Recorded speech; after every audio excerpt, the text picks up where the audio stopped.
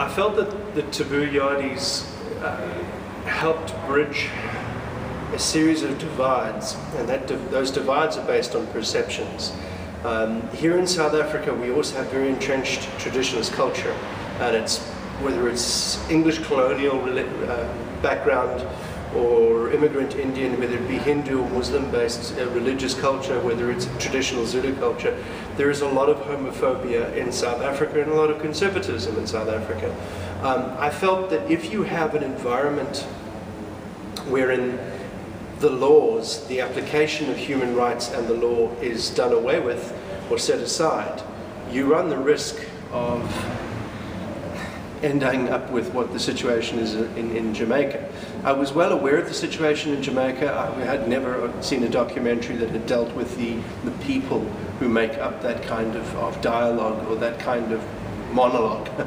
And in this case, I think Taboo Yardies bridged that divide. It helped for me as an individual, and I think possibly as a curator of a film festival, to bring about an exhibition of something where the stories of individuals are told, whether it is the bigot or the person who is a victim of the bigot's homophobia. It doesn't matter. Whether it's the individual who allows it to continue or the individual who's fighting the oppression that comes with it.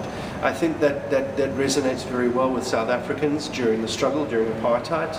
It must be well understood that during apartheid, the gay and lesbian community, the LGBTI community in South Africa, were firmly part of that struggle and still are. And there are many, many stories of oppression that we ourselves went through under the apartheid regime. So there's a close connection between the film Taboo Yardies and the story that we have experienced here in South Africa. And not to mention the experience that we are having in countries in Africa where up until just recently, it's been a non-issue. This is colonial laws on the books. Suddenly they're being applied and people are losing their minds.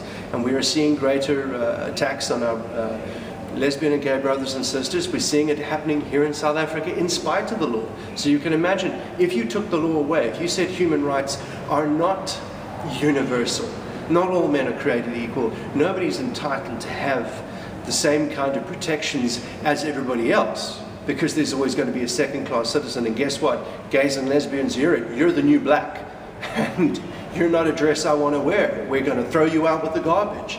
When you have a situation like that, things deteriorate. And when things deteriorate, situations deteriorate, people get hurt.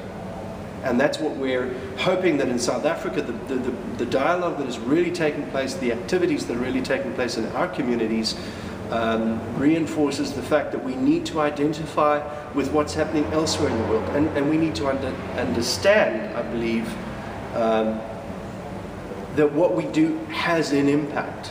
So a film festival like mine, including a film like Taboo Yardies, is very important, because that very story, those stories that we are hearing from people in Jamaica, from all sides of the equation, are very similar to the stories that are going on in our own communities here and now.